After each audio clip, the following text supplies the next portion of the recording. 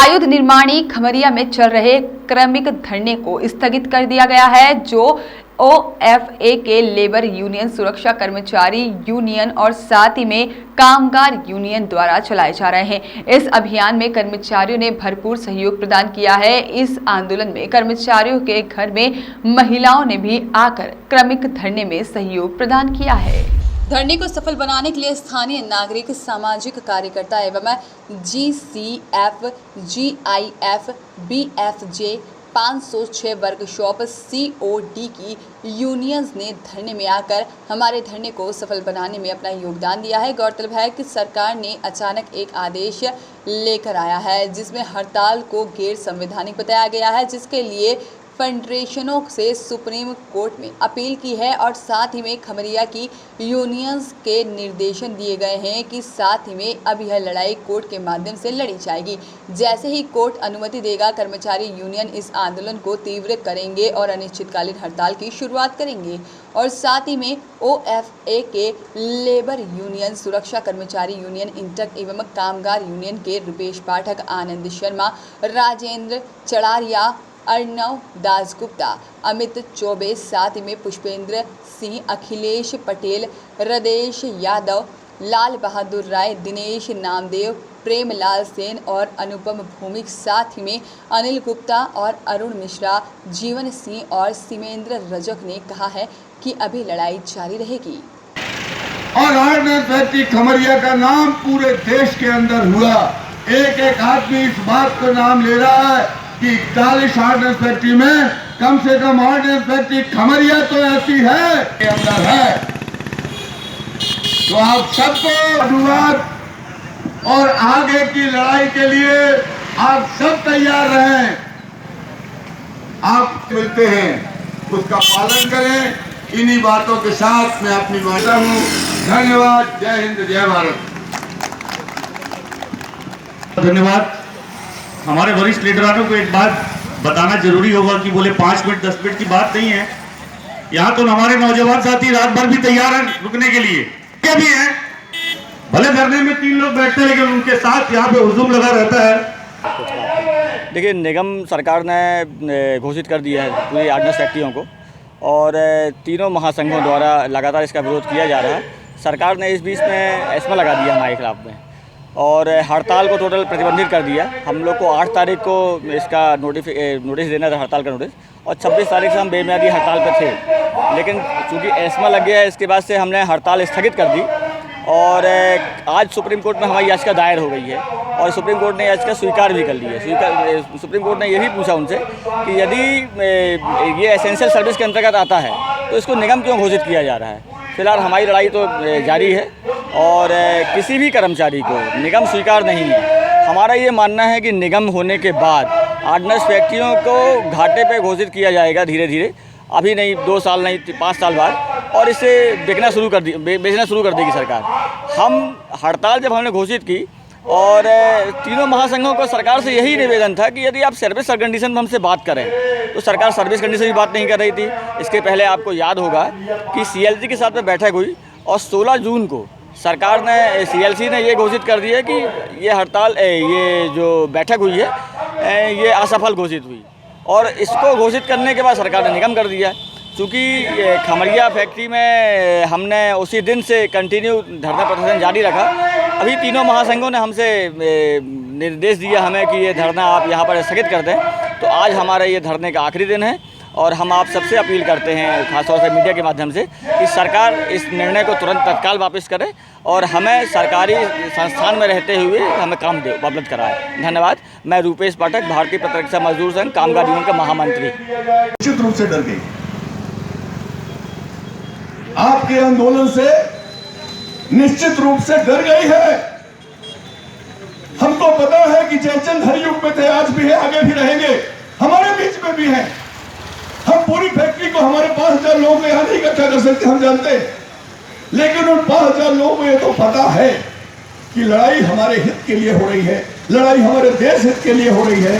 Ultimately लाभ इसका सेना को भी है। तो क्या समझते हो, आज भी 30% सेना की जरूरत 30% जो है वो आयुध निर्माणियां पूरी करती हैं।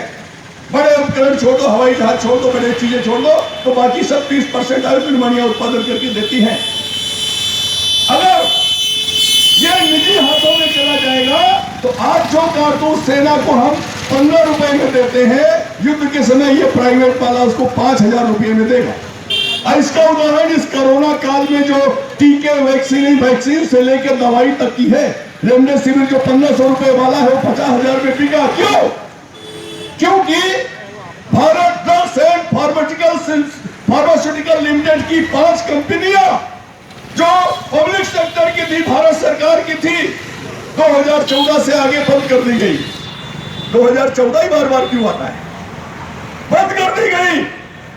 जिन कंपनियों ने मलेरिया से लेके, हैजा से लेके, चेचक से लेके, जितनी भी महामारियां, पोलियो से लेके, एक घूंट दवा सबको पिला दिया, फ्री में पिला दिया, घर घर घूम घूम के पिला दिया, वो बंद कर दी गई। और उसका परिणाम ये है कि आज आप 2 रुपए वाली दवा 2000 रुपए में खरीदने को बाध्य हो। ये फायदे हैं निगमीकरण के, और ये मुट्ठी भर व्यापारियों के लिए, मुट्ठी भर पूंजीपतियों के लिए किया जा रहा संगम। ये सत्य आपको पता हो। ये समाज के लोग सोचते हैं कि सिर्फ आयुध निर्माणियों की लड़ाई है। ये आयुध निर्माणियों की लड़ाई है ही नहीं। जब कारगिल युद्ध हुआ, हजारों हजार सैनिक हिंदुस्तान के इसलिए मर गए कि हमारे पास स्नो शूज नहीं था। हमारी कानपुर की फैक्ट्री में बनता था, हमारे ऑर्डिनल फैक्ट्री में बर्फ वाले जूते बनते, तो बोले अब नहीं बनाना तुमको। प्राइवेट वाले को ठेका दे दिया, यूके की एक कंपनी को ठेका दे दिया। अब सेना खरीदेगी उससे, यूके वाले से, बोले तुम्हारा बहुत महंगा पड़ता है, क्वालिटी बहुत बढ़िया लेकिन महंगा पड़ता है। जब जान जा रही हो तो रेमडेसिविर 2400 रुपए वाला आपने 50,000 में खरीदा कि नहीं खरीदा? तब महंगा नहीं लगा। आज उस समय क्या हुआ? स्रोसूज का जिस कंपनी को ठेका दिया गया था यूके की, पाकिस्तान ने पहले से योजना बनाई थी कारगिल करना है, तो उसी कंपनी से पूरे जूते पाकिस्तान ने खरीद लिया। और जब भारतीय सेना ने मांग की तो कंपनी ने जूते सप्लाई नहीं किए, और पैर में गैंग्रीन होने से हजारों हजार सैनिक मर गए। ये सेना में, क्योंकि ये अपना सूचना का अधिकार लागू नहीं होता, इसलिए तमाम चीजें आम आदमी तक नहीं पहुंचती। लेकिन सच्चाई है कि हजारों हजार लोग जूते, स्नो शूज और स्नो स्टिक, वो छड़ी जिसमें बर्फ पे चलते हैं, जिसको लेके ये नहीं मिल पाया। आने वाले समय में अगर युद्ध होगा, किसी भी देश से युद्ध होगा, और ये व्यापारी परिवार बनिया लोग, टाटा बिरला, ये बनिया नहीं है, ये उद्योगपति है। और अडानी अंबानी ये चोर बनिया है।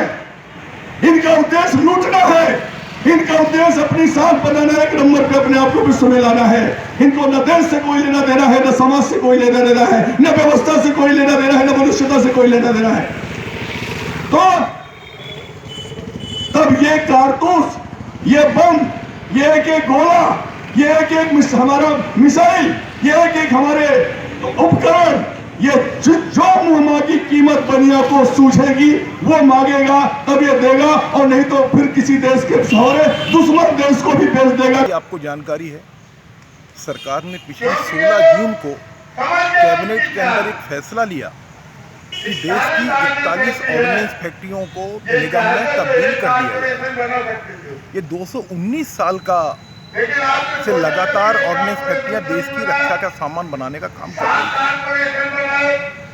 62 की लड़ाई हो, 65 की लड़ाई हो, 71 की लड़ाई हो, 99 का कारगिल वार हो, तब तक देश का सुरक्षा मजदूर ठीक अनायास अचानक देश का ऑर्डिनेंस फैक्ट्रियां, उसमें काम करने वाली मजदूर, उसका गोला बारूद खराब है। ये सरकार का कहना है। मास्टर जनरल ऑफ ऑर्डिनेंस ने भी पार्लियामेंट के अंदर निर्माणियों के गोला बारूद की आपूर्ति की सराहना की, लेकिन अनायास। और ये एक बात साफ है कि सरकार जिन पूंजीपतियों को मदद करना चाहती है, उनकी नजर ऑर्डिनेंस फैक्ट्रियों के साथ साथ जो डिफेंस के अंदर ऑर्डिनेंस फैक्ट्रियों के अंदर 60,000 एकड़ भूमि है, ये भूमि पर नहीं। गोला बारूद तो हम 35% सप्लाई करते हैं, 65% का आयात बाहर से होता है, 65% का। उसके बावजूद भी देश की ऑर्डिनेंस फैक्ट्रियां इसकी आपूर्ति करने का काम करती है। अनायास ये निर्णय लिया। 16 तारीख के निर्णय के बाद हमारी ये तीनों federation, all India defence employees federation, Indian national defence workers federation और भारतीय प्रतिरक्षा मजदूर, तीनों ने फैसला लिया कि आगामी 26 तारीख से हम हड़ताल पर जाने का हमारे प्रोग्राम चालू है। उसके बाद सरकार ने आज़ादी के बाद ये पहली बार हुआ कि जो हमारा मौलिक अधिकार है, बाबा साहब ने जो संविधान दिया, उस संविधान ने जो हमको मौलिक अधिकार दिया, ट्रेड यूनियन एक्ट के अंदर हमको जो अधिकार मिला हड़ताल करने का, अपनी बात रखने का, उसको रोकने के लिए सरकार ने ये बहुत बड़ी बात हो गई कि एक अध्यादेश, राष्ट्रपति महोदय के दफ्तर से अध्यादेश लाने का काम। हम हड़ताल भी नहीं कर सकते, अपनी बात भी नहीं रख सकते। क्या है इस देश के अंदर इस तरीके का बार हुआ, मजदूरों की आवाज़ को कुचलने का काम, आम जनता की आवाज़ को कुचलने का काम जो हो रहा है, इसको देश का मजदूर कभी बर्दाश्त नहीं करेगा। और हम पूरे लीगल एक्शन पर जाने का काम, हमारी तैयारियां चल रही हैं। हमारे सीनियर लीडरान तीनों फेडरेशन के, आज की तारीख की खबर है कि सुप्रीम कोर्ट में हमारी याचिका को स्वीकृति मिली है और सुप्रीम कोर्ट ने कहा है इस बात को कि यदि ये गोला बारूद की आपूर्ति करने वाली फैक्ट्रियाँ यदि ये इतनी अति आवश्यक हैं तो इसको कारपोरेशन बनाने का क्यों निर्णय आपने लिया। ये सुप्रीम कोर्ट ने आज सवाल उठाई है, हमारे लिए बहुत बड़ी बात है। मैं देश के तमाम मजदूरों से, सरकार से निवेदन करना चाहता हूँ, अपनी ये हर धर्मिता को छोड़ने का काम करें और मजदूरों के साथ वार्तालाप 11 तारीख को। वॉइस ऑफ राइट्स के लिए जलपुर से आशीष वात्रे की रिपोर्ट।